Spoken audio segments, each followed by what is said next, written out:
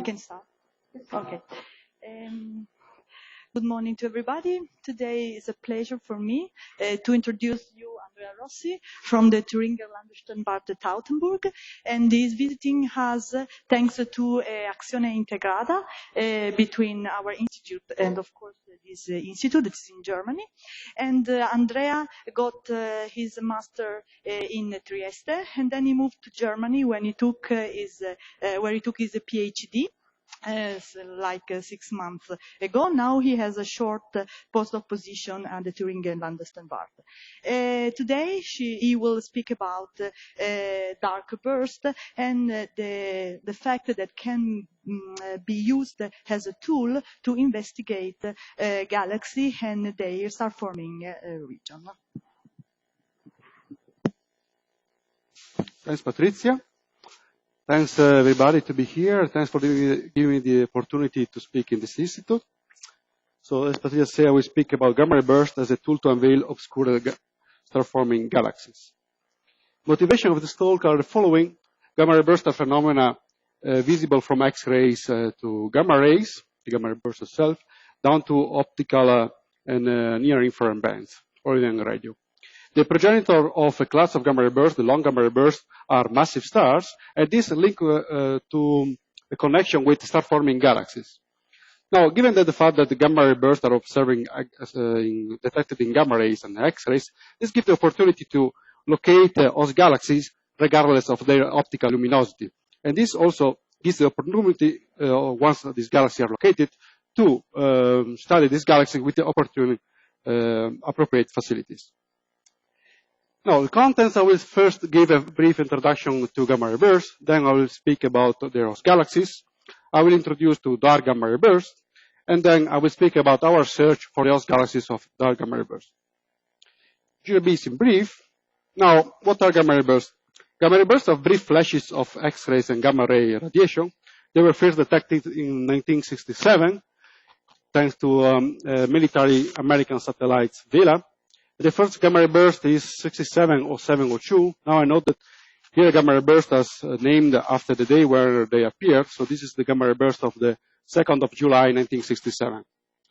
Therefore, a lot of time, very few things were known. But immediately turned out that they have a short duration from few milliseconds up to 1,000 seconds, during which they outshine every other source in the sky. They show a non-thermal spectrum, and they have a variable light curve with variability down to a few milliseconds. As you can appreciate here on the right, this is a gamma-ray light curve for gamma-ray burst 910507, observed by the Batson instrument on board of the Compton Gamma-ray Observatory, which was flying in the 90s. And you can see these several peaks. Every light curve is different from one each other. Here I show just an example, just to show the variability. Now, gamma-ray burst population divided into show a bimodal distribution in duration. Here you can see this bimodal distribution as was found in the first 80s from the Russians, and then later better analyzed thanks to the most sensitive instrument on board the Compton Gamma-ray Observatory by the Americans. And you can see here this bimodal distribution with a short population of gamma-ray burst here on the left, which peaking around 0.3 seconds. And above 2 seconds, there is this another population, the long gamma-ray burst, with a duration average around 25-30 seconds, but can be long up to 1,000 seconds. So in the following, I will concentrate on long gamma-ray bursts. Now, gamma-ray bursts have a counterpart, X-rays and optical counterpart, and also radio counterpart was found. So the first case is 30 years after the first detection of a gamma-ray burst, thanks to the Italian-Dutch satellite BeppoSAX. For a gamma-ray burst, they detected the gamma-ray burst on 970228. And is X-ray detectors also detected the X-ray afterglow. Yeah. Oh, sorry. So here on the top, and you can see here 8 hours after the burst, the X-ray afterglow, and 3 days later it's almost disappeared. The detection of the X-ray afterglow allowed to locate the the source within few minutes, which was not possible with the gamma ray detectors, which allow only the localization within degrees. So this allowed for the first time to look for the optical transient with a ground-based telescope in a small area. And the optical transient, the optical counterpart was found. Here you can see the observation with the William Herschel telescope, the same day of the burst, this source here. And 10 days later, the same field was observed with the Isaac Newton telescope. And you can see the optical transient is disappeared, confirming that this is the optical counterpart of the gamma ray burst. Now, this optical article was followed up for several days, and it shows to have a power law decay, which then flattened due to the contribution of the host galaxy, which was observed. Here on the left, you can see also the observation with the Hubble Space Telescope. And in optical, you can see here the host galaxy. A spectra was obtained for this galaxy, and which allowed to measure the spectroscopic redshift, which turned out to be around 0.7. And this observation, thanks also with other observation made previously, for example, for gamma ray burst 980305, allowed us to conclude the gamma ray burst have a cosmological origin. And this allowed to compute the emitted energy that, under the assumption that the energy was emitted in isotropical. And this goes up to the astonishing value of 10 to the 54 erg, which is roughly the rest mass of star, like a sun. Now, here, light curves are not always so easy. This is a work I published in 2011. You can see here that they are not only power laws, but you can have also different behaviors. Here I want to show this different bumps. In optical, in X-rays, we have only this observation. This is just to show that it's not always so easy to interpret the observations. Now, long gamma ray bursts are linked to the star formation. Let's see how. Here we have the first, the observation of the gamma ray burst on 98 of 425, which turned out to be located in the same position of an emerging supernova, supernova 1998 BW. Here, and the redshift was obtained, it turned out to be around less than 0.01, which is still now is the closest gamma ray burst ever observed. Here you can see the light curve of the emerging supernova in several bands obtained by several observatories. And this supernova was a 1C type supernova. You can see the spectra. And this spectra resemble that of a 1C type of supernova. So the progenitor is a massive star at this final age of its life, which is collapsing. So it's a collapsar. And, but it's without, there is no sign of hydrogen, helium external shells. So this is one of the ideas that the progenitor are like Wolf-Rayet stars. So this link to the fact that gamma ray burst and this supernova have the same progenitor, they emerge in the same location, and therefore gamma ray bursts, long gamma ray bursts, have emerged from the death of massive stars. So they are linked to massive stars. Now, how they are long gamma ray bursts of galaxies? Here you can see several examples collected by Fruchter in 2006, thanks to Hubble observations.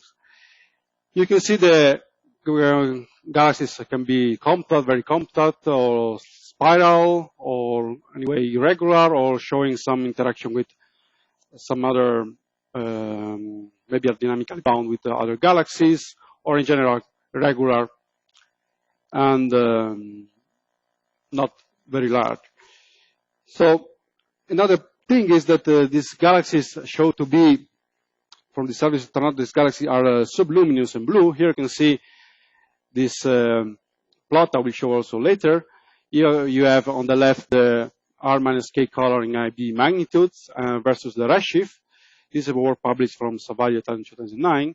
And you see these black crosses are field galaxies of the Gemini Deep Survey. and the blue dots are host galaxy of gamma ray burst. And you can see here they are much bluer than the field galaxies. Also, another thing, you can see these color tracks here. This is for elliptical or quiescent and passive galaxies. Here are galaxies more massive and still start forming.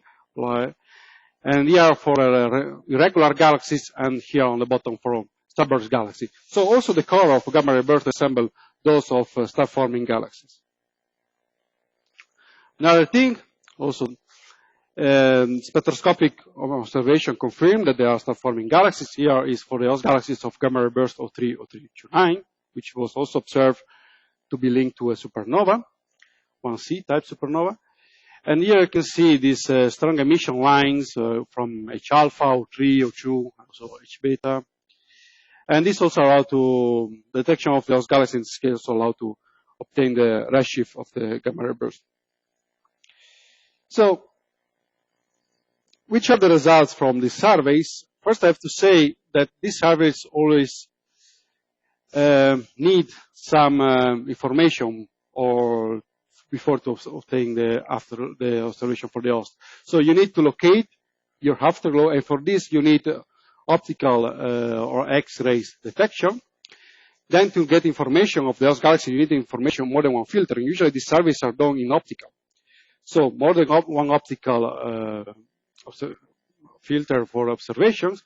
Then if you want to take, for example, a spectra, you need that this galaxy should be quite bright, especially in the optical. So, for example, I'm maintaining Arbor below 25, even to observe, for example, with 8-meter class telescope. And if possible, you need at the end to obtain a redshift, or from the afterglow, or from the host galaxy, in order to obtain some information about the mass, for example, of the galaxy. So all these constraints lead to the conclusion that the host galaxies of gamma ray burst have a low mass, they are young, they are star-forming, they are blue, and they show to have a low dust extinction. So they are not so dust encrusted. And this work that was published in several papers, even on Nature, from Fruchter et al., thanks to observation with the Hubble Space Telescope. However, we know that there are those that are called dark gamma ray bursts. The first obvious dark gamma ray burst was 97 OH28, so still in the era, at the beginning of the era of the afterglow. And this burst was observed with several facilities down to 24.5 magnitudes in the optical, still 4 hours after a burst, where, so the follow was follow up very promptly. But no optical afterglow was detected. However, it was a detection in the X-rays. Here I can show the ASCA detection and from the XXTE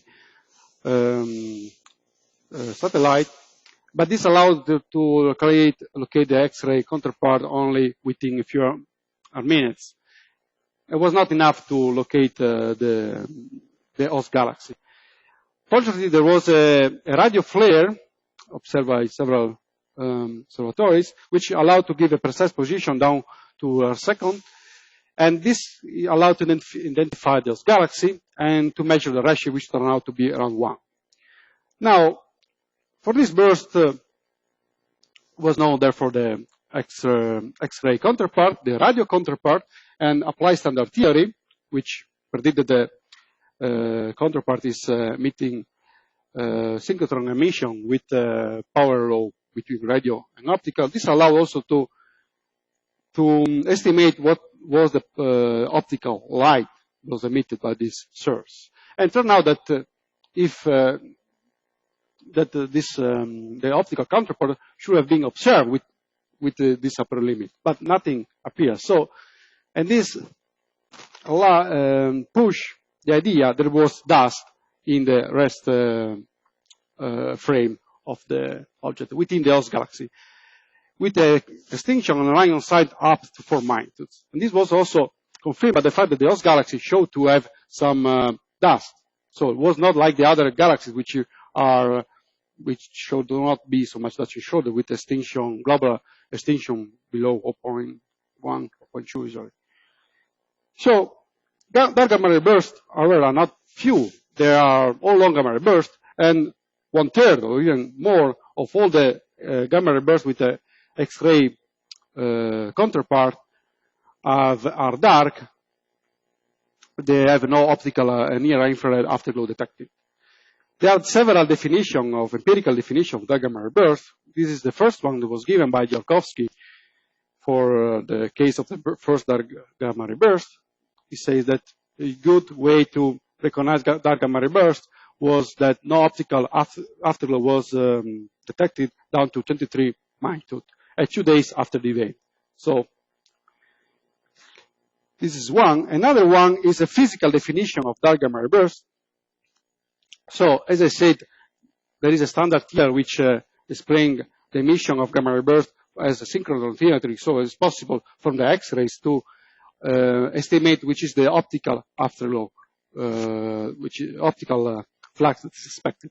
So here we have the flux density on the left for the optical, and on the bottom the flux density in the X-rays. And this line here in the middle, with this above this line, this is all the area which is allowed from the standard theory. So you don't need anything to dim the optical light.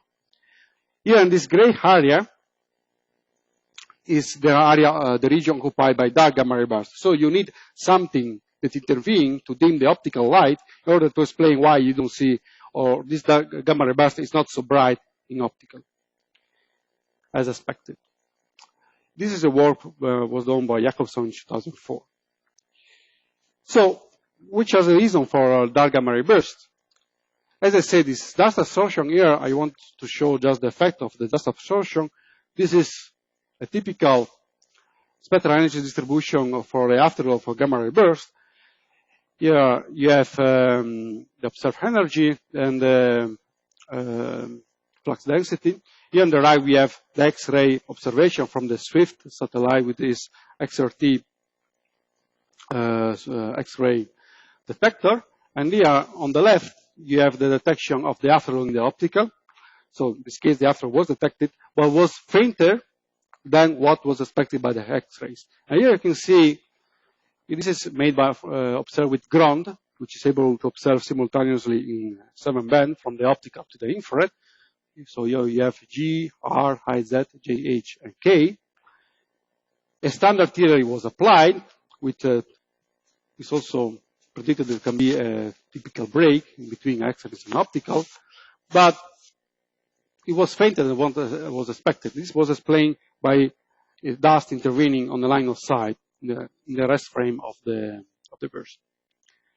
So the other possibility is the high redshift. So the source is a very high redshift that is not possible to observe in optical.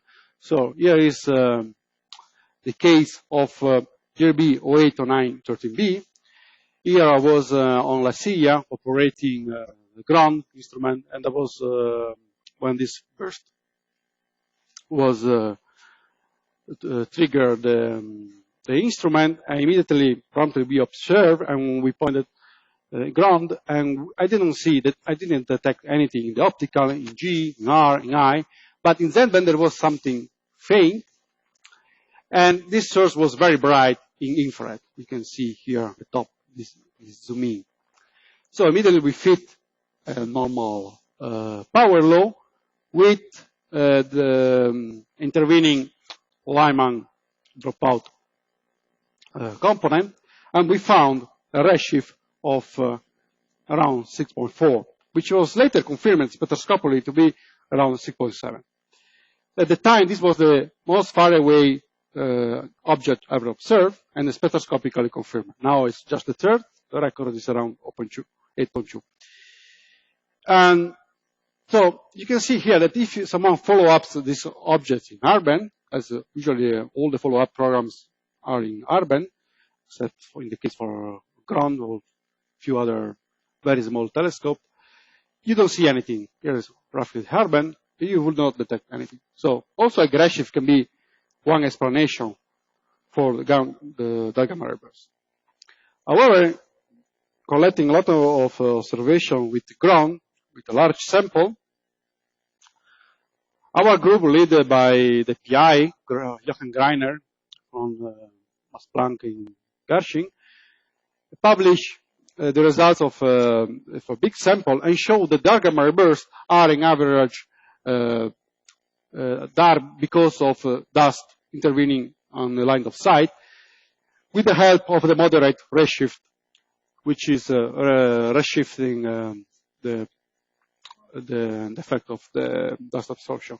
So here you can see on the bottom, on the top, here you can see the dimming of the optical light, and you can see that you don't need so much. You need only a few cases you need more than 2 magnitudes of intervening extinction.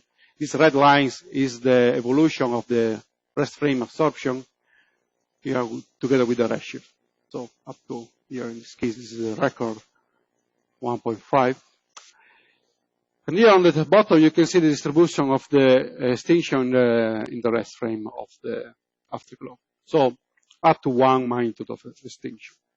So it's mainly the dust is important in the rest frame of the source to explain why we don't see this or this source is very faint. Now let's see what we can learn. We search for the host galaxies of the dark gamma ray burst. So we use a different approach. We start a program for a survey in 2007, and we use a different approach. We try to forget about the optical, and we only select gamma ray burst with the afterglow counterpart detecting X-ray. And they are all dark gamma ray bursts in the sense that there is no optical detection despite deep follow-up. And no host galaxy detected even by chance if you look in the X-ray position. So the goals were to identify first the host and then derive its properties according with the color, and it's possible also to constrain the redshift. Here I want just to point out something about the target selection. The X-ray afterglow was detecting within an area must be smaller than 5 seconds in order to not have a very large area where to look for those galaxies, so to not have too many possible candidates. Then we need a rapid follow-up observations reported or by us or by several but other groups. We need that the foreground extinction from our galaxy must be not so high, so visual extinction below 1. And the target must be visible from Chile, from Paranal and Brasilia, where are located the facilities that we have access, mainly ground and VLT. And this is our sample. In total, we have 17 targets. And here, this plot, famous in the gamma ray burst community as the CAM plot. So it was a colleague of mine. You can see here the luminosity distribution in the observer frame of the afterglow in the R-band. And this blue line is the average, roughly the average of the luminosity distribution. This red line is defined in the way that the burst, the light curve, the 80% of the light curve in R-band are above this line. And you can see as our targets, these are all upper limits, are below this red line. So we use mainly ISO VLT telescope, usually equipped with a FORCE and ISAC, but sometimes you also have VMOS and OCI instruments that we can use, depending from the different proposals was approved. Anyway, 8-meter class telescope, observation R-band in K-band. And we also could use our own instrument ground on the 2.2 meter telescope on La Silla, which allowed contemporaneous observation in optical and infrared in 7 bands. In total, we have more than 40 hours of observing time. Here I want to show what kind of selection we applied. So the first criterion is a distance criterion. Here you can see an example. We have this circle. Here is the 90%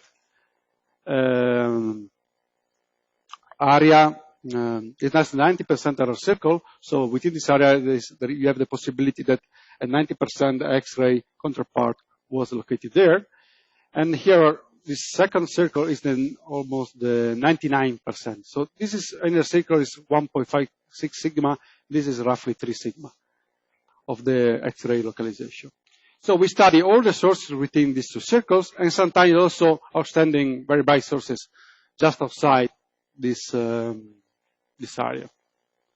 So, and we reported the distance of the source from the 99 or the 99 or the 90% error circles, and we also applied something that was used by Bloom et al. In 2002, which compared the location of the detected afterglow within the position of the detected host galaxy, and found out that in average the offset is a few kiloparsec.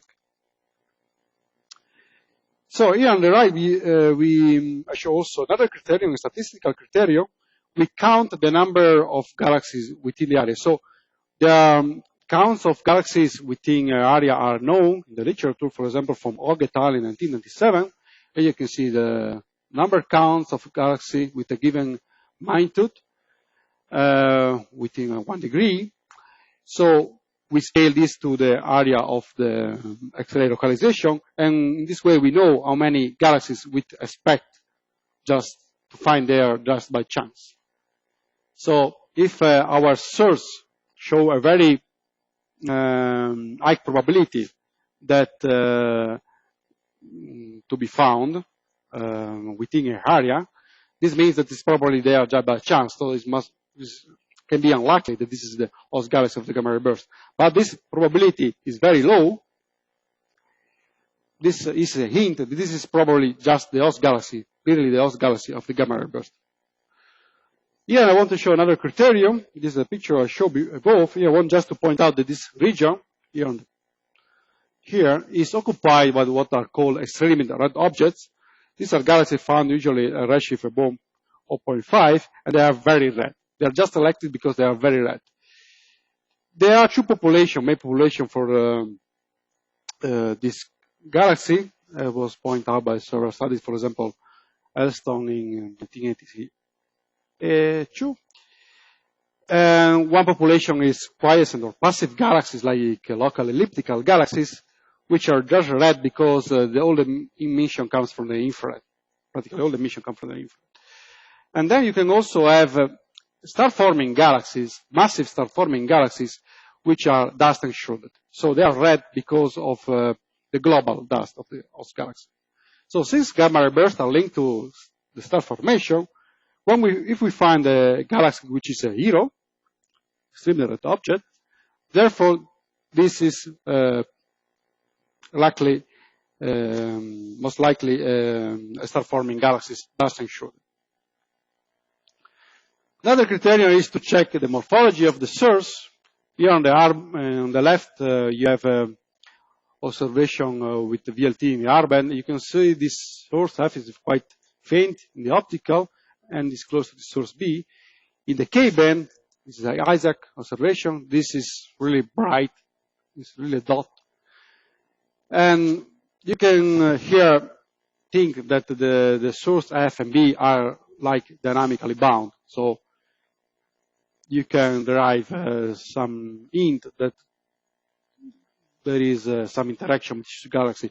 Maybe also, which can give also star formation. Another thing, first I show the results. Before I show the results, we apply this physical definition of the gamma ray burst. So we compare the optical flux or the upper limit on the optical flux we obtain with the observation, the detection in X-rays. And here, all the gamma ray bursts which lie in this gray area are the dark gamma ray bursts. So they are, the upper limits tell us that they are faint because something intervened, like redshift or dust, intervened to dim the optical light. We have only 3 cases. There are other, but in this case, we were not sure we can apply that standard theory because the behavior of the X-ray light curve was not as was expected by the standard theory. You can see, as I showed before, you can see have bumps or several other features that we are not sure how to model. So for 3 cases, we are sure that this is, you can apply the standard theory, synchronous emission. and these sources are dark. Now I want to show the results. So the first case is that when we have no candidate at all.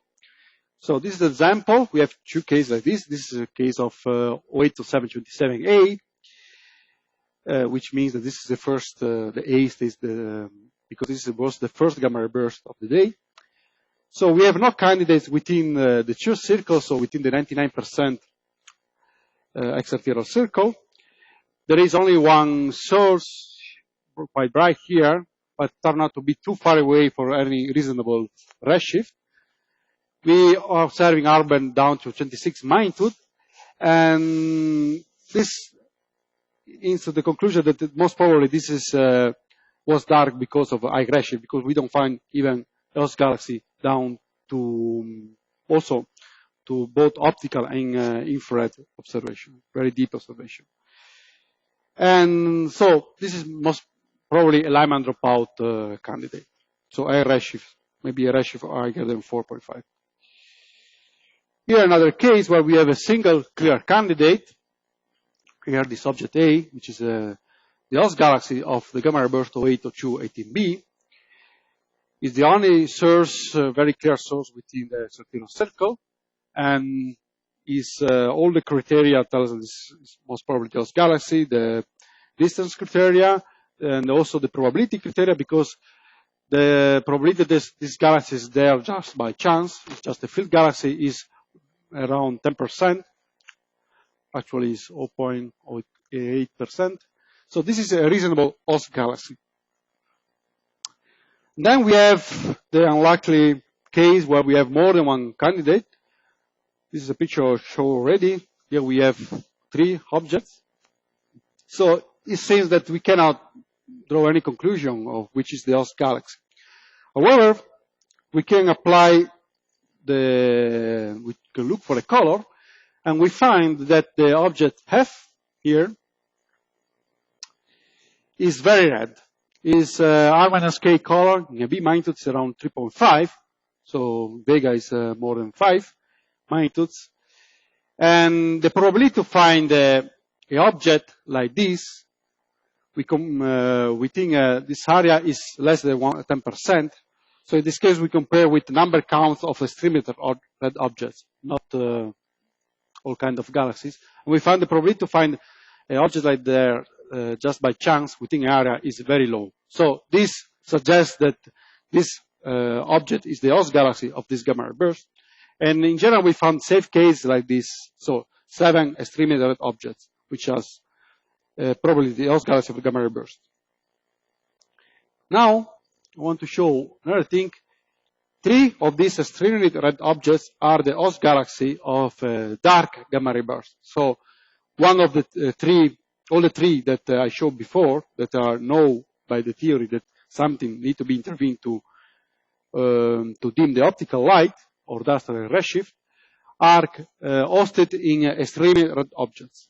So galaxies that are probably dust enshrouded, star-forming galaxies dust enshrouded. And here you can see this galaxy is very faint. It's really difficult to observe. Now, this galaxy was also observed by other group with Hubble, and you can see this source very clear. But here, we got this detection around 26.5 magnitude. But this source is bright enough in K-band, and the color for this source is around 4.7. This is the most red host galaxies ever associated to a gamma ray burst.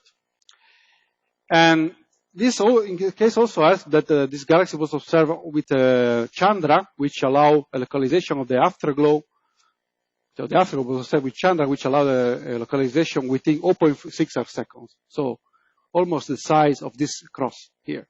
So we know that this is really the galaxy. There is no other chance, not even this source here, brighter and optical. Later, spectrum was obtained with X-shooter and turned out to be a redshift around 2.1. This galaxy was also studied with other telescope. We obtained observation from the archive observation with Spitzer and also from Gemini. And in the end, was possible to to model the spectral energy distribution of this galaxy and to get a mass. Mass which turned out to be very high. I will show later.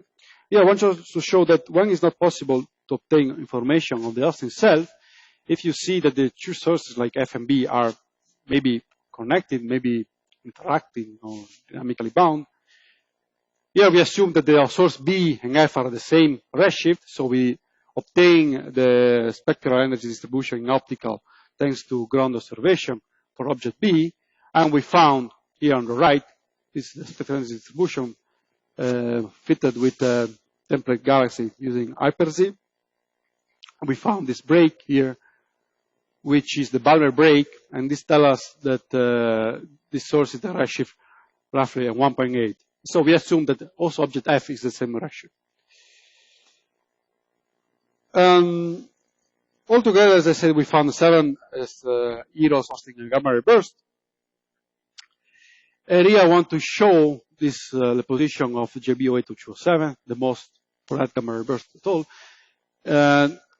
In total, now when we start the study, only other 2 extremely objects were known. Now we have a total of 14, and we found half of them.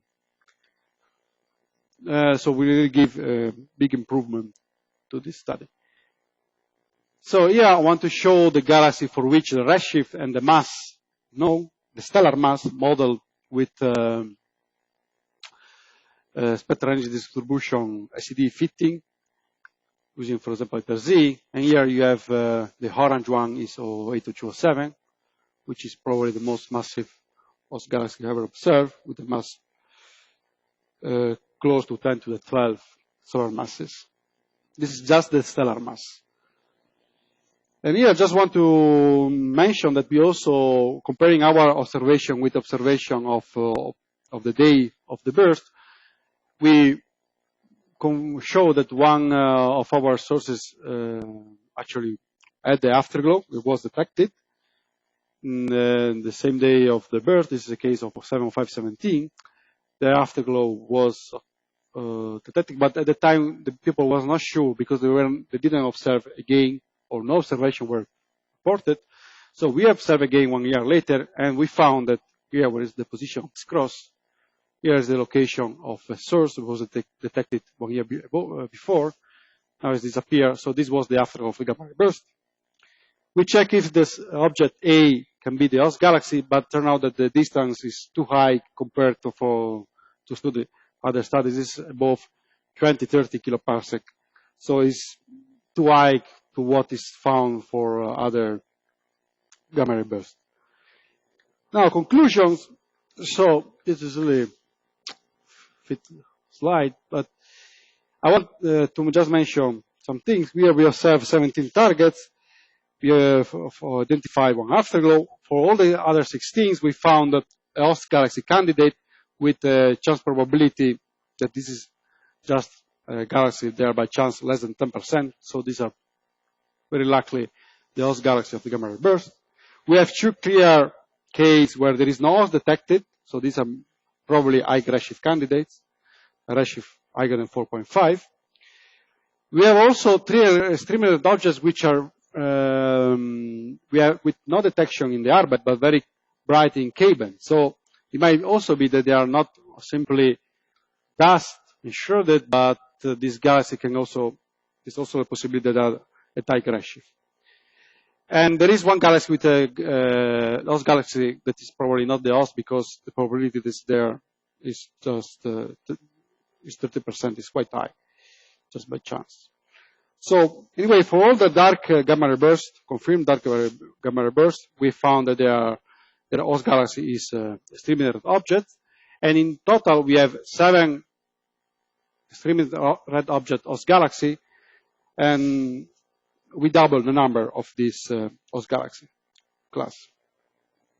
So then I want to mention that our studies are in agreement with other studies, as I mentioned, Greiner et al. Or the latest study from Melandri in 2012, which showed that dust extinction is the most important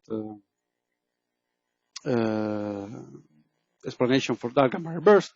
So as I said, we have 3 dark gamma ray bursts in 3 dust enshrouded host galaxy.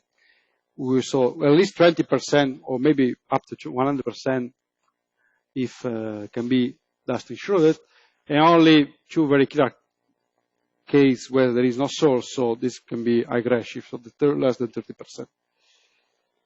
However, the most important conclusion is with using our selection criteria, so only the X-ray after detected and dark GRB, so no optical, in the sense no optical detection of the optical counterpart, we found there is a big population of extremely object galaxy which have massive star-forming, dust-enshrouded galaxies which are missed by previous surveys. So in general, we can change the conclusion which was drawn by other studies observing only in optical. So long gamma ray bursts of galaxies are simply star-forming galaxies. And this is important because lead to the fact that gamma ray bursts of galaxies can be used in general to trace the star-forming history of our universe. And we are finished. Thanks.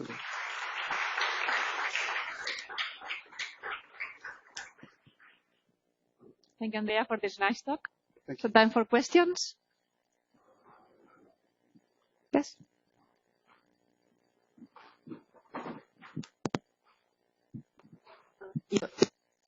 EROs in this study is relatively small. You have only a small number of targets anyway. But did you edge on spirals going to be host for this? Well, I cannot. No, the lowest, the biggest galaxy for which I can have an idea of the morphology is the one I show, which is close to the other object. All the other are too faint. The one of extremely object that I say that was observed with Hubble, thanks to Hubble, they can see very well what is the shape. And this also shows to have several spots. So it looks really a regular galaxy. So spiral galaxy, maybe some of them is a spiral galaxy, but they are really too small with our observation to say. Yeah.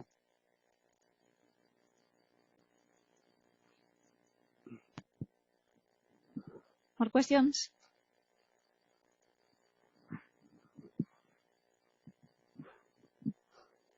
Did you try to measure the star formation rate somehow, like with set fitting or H-alpha luminosity? Yeah, okay. So for the one of the stimulated objects, the one observed with Hubble, the one for what was obtained the redshift, as I say, we obtained we observing optical and infrared, so we have infrared bump and Spitzer observation.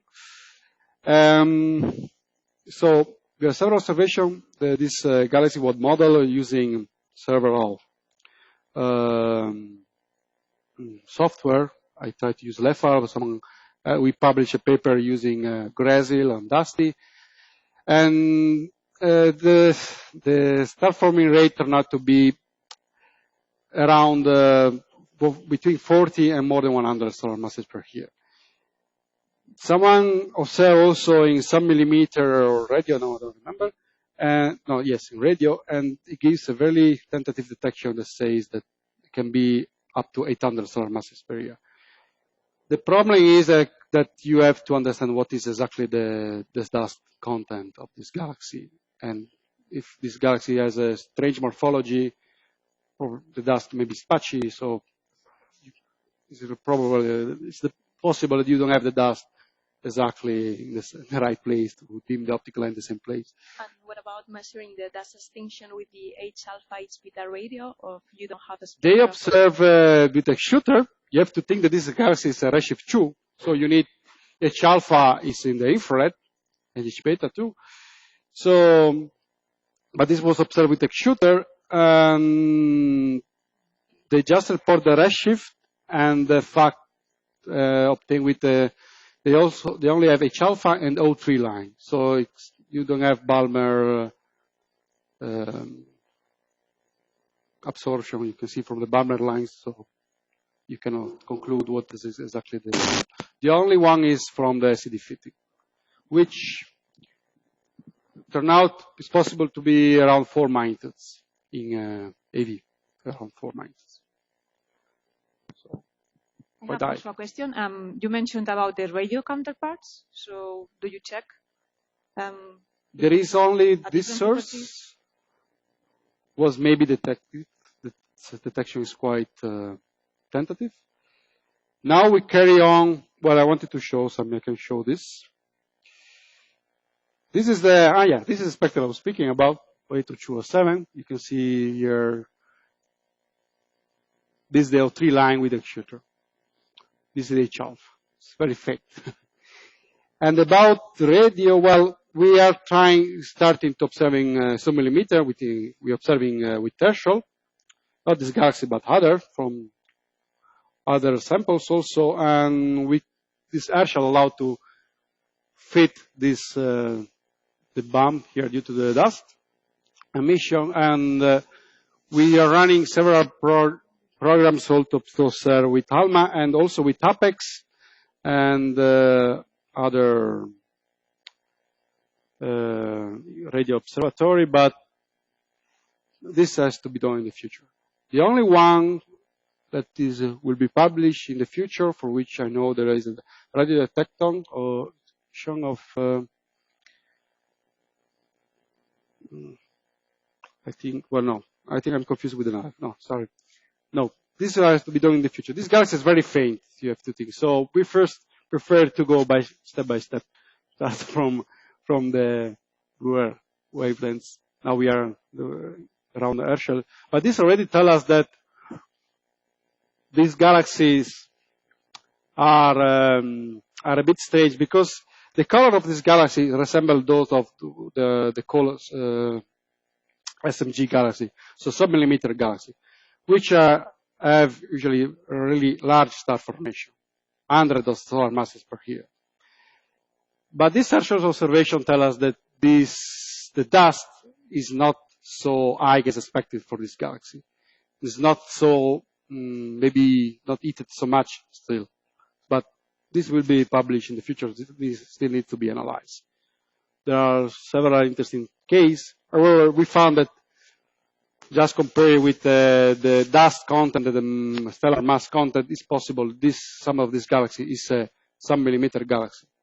This is important. I mention this because the star formation history along the life of the universe at redshift 2 was made around 20% by sub-millimeter galaxy. So if you think that gamma burst trace the star forming regions, the star forming history of the universe, you should expect that some gamma burst is caused by sub-millimeter galaxy, for example. And still we didn't find any because we were probably looking at the wrong galaxies. So this study was also important to check if we really gamma burst resemble all kind of star forming galaxies. And so they can really be used to trace the star forming history. Yeah. Okay. Thanks. Another question? No? Sure? Okay, then I think we can thank the speaker again. Thank you. Okay.